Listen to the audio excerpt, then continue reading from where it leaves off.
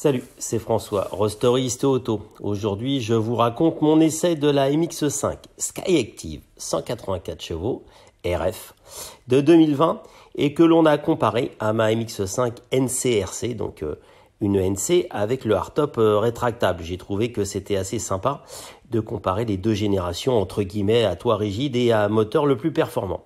Donc, la MX5 4e génération, la ND pour les intimes, hérite d'une mise à jour de son plus gros moteur.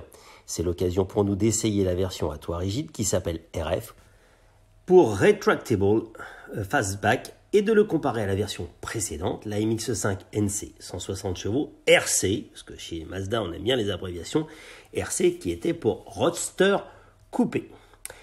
Avant de prendre la route, une première chose saute aux yeux. La NC a gardé une qualité de finition à la Ford, la ND retrouve enfin une qualité de fabrication à la japonaise. Enfin, quand on fait le tour de la petite nouvelle, le design global est top. Même Aston s'en est inspiré avec sa Vantage. En tout cas, ça ressemble fort. Mais de l'arrière, la largeur très réduite des pneus gâche un peu la vue. Tout cela pour réduire les émissions de CO2. La petite est quand même chaussée en 205. La ND reçoit un package électronique pléthorique, surtout si vous prenez la finition et l'équipement sélection. Régulateur adaptatif, alerte au changement de fil, détection des panneaux, sono avec CarPlay. Pour l'interface audio, c'est bien. Pour le reste, perso, je n'y vois aucun intérêt, mais c'est moi. S'agissant des béquilles électroniques, vous pouvez tout enlever quand vous voulez faire joujou. Mais comme chez tous les constructeurs, et c'est très pénible, si vous coupez le contact, il faut refaire tout le processus pour supprimer ces couillonnades électroniques pour être généreux. L'ensemble électronique est très sympa, sans être badgé, Bose ou Bang & Olufsen. Reste que l'interface n'est pas très intuitive. Quant au GPS d'origine, je ne préfère rien dire car j'ai des amis encore chez Mazda. Une fois ouvert, le Retractable Fastback de la ND est un vrai plus. En effet, on a l'air sans le courant d'air. C'est un Targa avec la vitre arrière qui s'escamote aussi une fois le toit ouvert. Avec la NC, on se retrouve complètement décapoté. Si cela est bien quand il fait beau, à mi-saison, c'est moins sexy. Mais tout de même, dans les deux cas, le chauffage fait très bien son job et on peut circuler tête à l'air sans avoir froid. Autre avantage de la RF, plus besoin de s'arrêter de mettre le frein à main.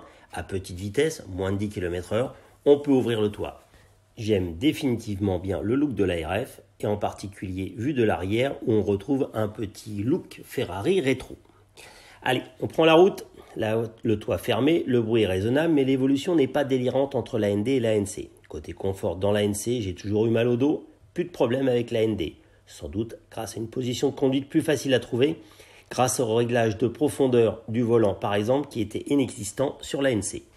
Côté performance sur route, même si la ND a 25 chevaux de plus et 300 kg de moins, l'écart en ressenti n'est pas délirant. Mais l'écart de performance est là, une seconde de moins sur le 0 à 100, ce qui n'est pas une paille, 6,5 secondes pour la RF, et 5 km/h de plus en pointe, toujours pour la RF, 215 km/h contre 210 pour la NC.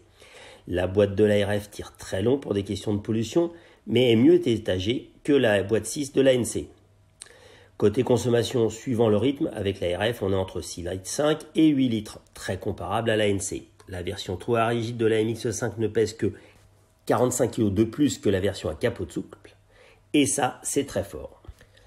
Nous avons le bonheur d'emmener nos deux autos sur le circuit de Dreux. Là, la ND prend clairement le dessus, son rapport poids-puissance bien meilleur, la classe très nettement au-dessus de la génération précédente. Regardez la vidéo, vous comprendrez. Sur la nouvelle MX5, vous pouvez prendre en option une suspension sport avec des Bilstein. Mais point n'est besoin de cette suspension optionnelle pour à la fois avoir un quotidien confort et pouvoir faire joujou sur circuit. C'est mon avis. Cela reste aussi le bonheur d'avoir un vrai autobloquant mécanique et de pouvoir enlever les brides électroniques de merde, je le dis. Et je l'assume. Avec un budget toit compris autour de 39 000 € pour le haut de gamme tout compris avec la finition sélection, malus inclus, je préfère la version de base avec 132 chevaux et un équipement de base suffisant et qui est à 31 200 €. Pour rappel, la version soft-top, elle, démarre à 28 700 €. Je pense pour autant que la décote sera moins forte sur la RF et écrasera une bonne partie de l'écart de prix initial. Pour conclure, avec la ND, j'ai retrouvé un peu les sensations et le plaisir que j'avais avec les NANB, sans pour autant dire que je n'aime pas la NC. Et je rajouterais que autant le design de la ND m'a un petit peu surpris au début, et à force, avec le temps, ce qui est plutôt le signe d'un design novateur et qui va se bonifier avec le temps, je dirais. Je m'y suis habitué et je commence à l'apprécier de plus en plus. Et il est vrai que la version RF, pour moi, est vraiment une valeur ajoutée qu'il est difficile de trouver ailleurs, à part chez Porsche, et on n'est pas du tout dans le même niveau de budget. Donc, re-regardez toute la gamme MX5, il y a vraiment des autos sympas et avec des prix contenus et avec des malus très très faibles.